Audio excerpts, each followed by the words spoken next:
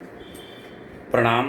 भाग्योदय विचार प्रवाह श्रृंखला के 53वें चरण में आज 30 मई को हम एक नया विषय प्रस्तुत कर रहे हैं। विषय यह है कि शाकाहार की महत्ता को समझा जाए। मांसाहार हर दृष्टि से नुकसानदायक है। कोरोना ने सिखा दिया, कोरोना ने बंद भी करा दिया काफ़ी कुछ। मांसाहारियों से आज हम कुछ कहना चाहेंगे। बात कड़वी लगे तो बुरा मत मानिएगा। कोरोना में बहुत सारी मौतें होते हुए हमने देखी। अनेक अपने लोग असमय गए। ऐसा नहीं मांसाहारी ही गए, शाकाहारी भी गए। मांसाहारियों से एक निवेदन ये करूंगा कि अपनी मौत, अपनों की मृत्यु बहुत डरावनी लगती है। बाकी को की तो मौत का उत्सव मनाता है मनुष्य। मौत के स्वाद के चटकारे लेता है मनुष्य। मौत से प्यार नहीं, मौत तो हमारा स्वाद है, ऐसा कहते हैं लोग। बकरे का, तीतर का, मुर्गे का, हलाल का, बिना हलाल का, भुना हुआ, छोटी मछली, बड़ी मछली, हल्की आंच पर सिका हुआ, न जाने कितने बल्कि अनगिनत स्वाद हैं मौत के। क्योंकि मौत किसी और की और स्वाद हमारा। स्वाद से कारोबार बन गई मौत। मुर्गी पालन, मछली पालन, बकरी पालन, पोल्ट्री फार्म्स आदि आदि। नाम पालन का और मकसद हत्या का, वो भी ऑफिशियल। गली गली में खुले नॉनवेज रेस्टोरेंट। ये मौत का कारोबार नहीं है तो आखिर और क्या है? मौत से प्यार और उसका कारोबार इसलिए क्योंकि मौत हमारी नहीं।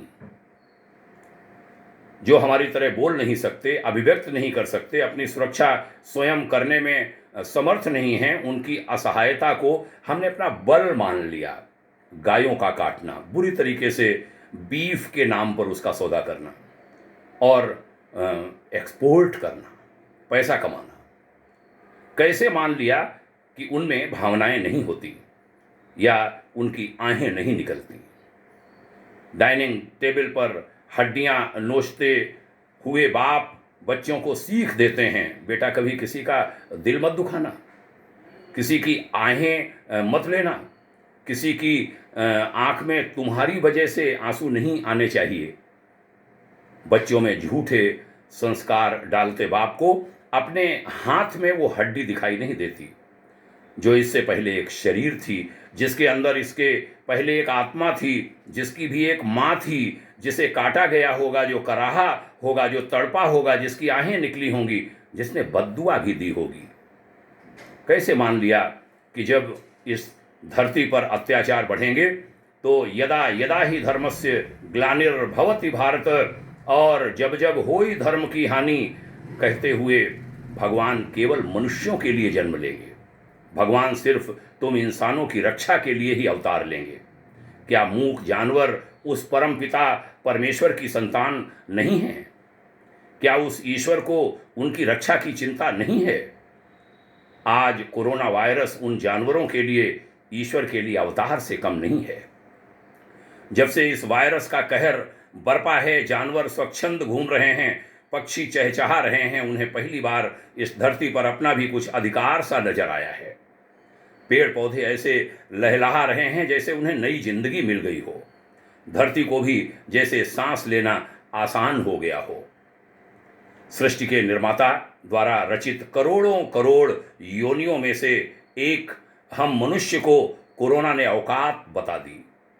घर में घुसकर मारा है और मार रहा है, और उसका हम सब 700 करोड़ मनुष्य मिलकर के भी कुछ नहीं बिगाड़ सकते।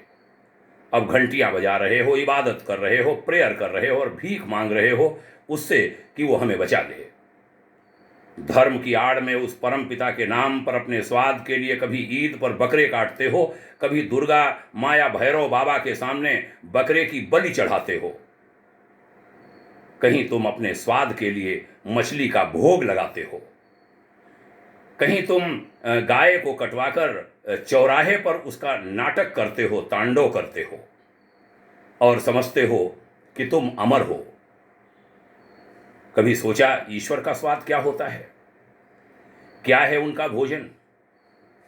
किन्हें ठग रहे हो तुम? भगवान को, अल्लाह को, जीसस को या खुद को? मंगलवार को नॉन वेज नहीं खाता, आज शनिवार है इसलिए नहीं खाऊंगा, अभी रोजे चल रहे हैं, नवरात्रि में तो सवाल ही नहीं उठता।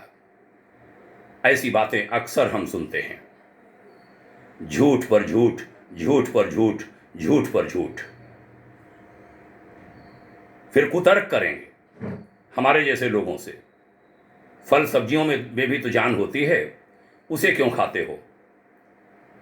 अरे भाई सुन लो, फल सब्जियां संसर्ग नहीं करती, नहीं वो किसी प्राण को जन्म देती हैं, इसीलिए उनका भोजन उचित है, उसमें कोई पाप नहीं।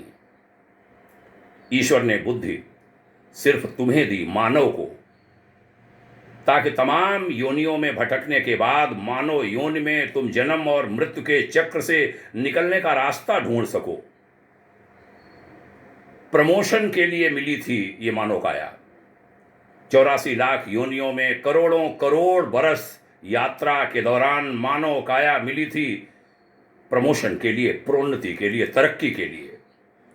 लेकिन तुमने इस मानव योनि को पाते ही स्वयं को भगवान समझ लिया। आज कोरोना के रूप में मौत तुम्हारे सामने खड़ी है।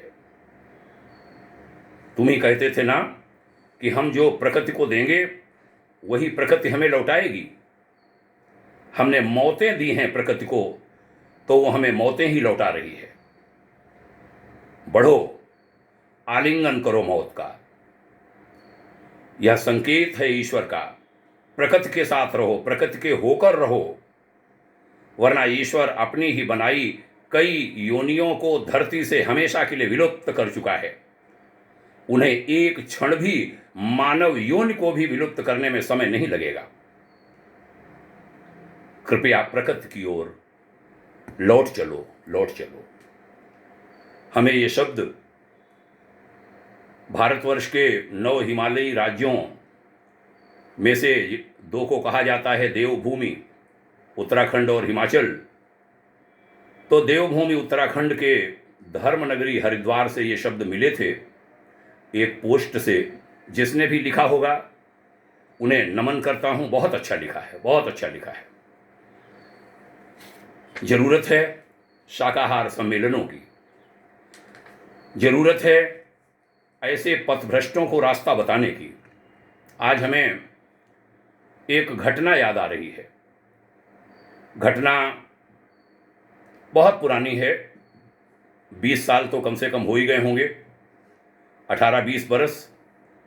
गोरखपुर में श्री राजीव गुप्ता मंडलायुक्त थे, कमिश्नर थे। उन्होंने गायत्री परिवार के प्रतिनिधि के रूप में हमें बुलाया था, शाकाहार सम्मेलन किया था, 6 घंटा चला था। वो स्वयं भी 6 घंटा मंच पर रहे थे। 2 चरणों में कार्यक्रम हुआ था। अपने इस समय के माननीय मुख्यमंत्री भाई श्री योगी आदित्यनाथ जी भी बतौर सांसद उस कार्यक्रम में आए थे। 3 घंटा वो बैठे थे, 3 घंटे। और संयोग से हमारा उनका आसन पास पास था। उसी समय उनसे पहला परिचय हुआ था। तो शाकाहार सम्मेलनों की आवश्यकता है। उस शाकाहार सम्मेलन की बड़ी चर्चा हुई थी। देश विदेश में शाकाहार के विभिन्न लाभ बताए गए थे, भेजे गए थे।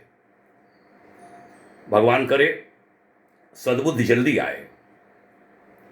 भगवान करे ये जो गायत्री मंत्र है ना, धियो यो नः प्रचोदयात्, जिसमें कहते हैं परमात्मा हमारी यानी हम सबकी बुद्धि को सन्मार्ग की ओर प्रेरित करे। बहुत आवश्यकता है गायत्री महामंत्र की इन दिनों। जितनी आवश्यकता, जितनी जरूरत गायत्री महामंत्र की आज है, उतनी कभी नहीं रही। लौटना होगा धियो यो नः प्रचोदयात् की ओर। गुरुवर पूज्यवर आचार्य श्री राम शर्मा जी ने लगभग 3000 पुस्तकें लिखी और उनमें बहुत कुछ लिखा है विभिन्न जगहों पर शाकाहार के बारे में। सीधे इस विषय पर ही पुस्तकें हैं, ग्रंथ हैं उनके। निवेदन करूंगा कि मांसाहार छोड़ें, अपनी ओर लौटें, क्योंकि मांसाहारी जानवर भी शाकाहारी जानवर का मांस खाते हैं। कोई घटना हो हमें बताइए, मैं ये YouTube पर चैनल पर इसको डाल रहा हूं, उसमें आप बताइए कि मांसाहारी पशु ने, जानवर ने मांसाहारी पशु का, जानवर का वध किया और उसको खाया। नहीं खाता, वो शाकाहारी को खाता है। और हम कहते हैं मांस में ताकत होती है। मांस में केवल चर्बी होती है, ताकत नहीं होती। ताकत शाकाहार में है। हम सब लौटें, बेवकूफ़ी छोड़ें। गौ माता कट रही है, उनका रुदन क्रंदन हमारे कानों तक आता ही नहीं। कितनी परेशानी में गौ माता कटती है, हमारी कल्पना हमें नहीं हो सकती। आजकल सोशल मीडिया लाया है, बहुत सारे जो स्लॉटर हाउस खुले हैं सरकार की नाक के नीचे। सरकारें भी आती हैं कि हम गाय के नाम पर, गंगा के नाम पर सरकार चलाएंगे, आती हैं फिर चली जाती हैं, और वो ना गाय का कल्याण कर पाती हैं, न गौ हत्या रुकवा पाती हैं, न गंगा का कल्याण कर पाती हैं, नदियों का कल्याण कर पाती हैं। दुर्भाग्य है ये। इसलिए जनता को जागना होगा। प्रजातंत्र में जनता राजा कही गई और उसे अपनी ताकत समझनी होगी, ताकत समझानी होगी इन लोगों को, और इनका बनकर के इनके पीछे नहीं घूमना। ये तुम्हारे पीछे दौड़ें, जनता को वो ताकत खड़ी करनी पड़ेगी। आइए लौटें। कोरोना जाएगा, बहुत सारे लोगों को लिए जा रहा है, ले जाएगा। जो बचें वह निर्माण के कार्य में लगें और हमारे देश का भोजन शाकाहार बने, न कि मांसाहार। सभी जातियों धर्मों में जीवों के प्रति दया की बात कही गई है, कुछ को छोड़कर। हमारे जैन आदि संप्रदाय तो इसी के लिए जीते हैं, लेकिन वे चीजें रुक नहीं पा रही, संख्या बढ़ती चली जा रही है। तो संस्कारों की ओर हमें लौटना होगा। हमने पीछे के दिनों में संस्कारों की चर्चा की थी। अपने बच्चों को संस्कारों से जोड़िए, शिक्षा में सही व्यवस्था हो। शिक्षा में जो बुराइयां घुस गई हैं, जो बहुत सारी विकृतियां आ गई हैं, उन्हें भी ठीक किया जाए, दूर किया जाए।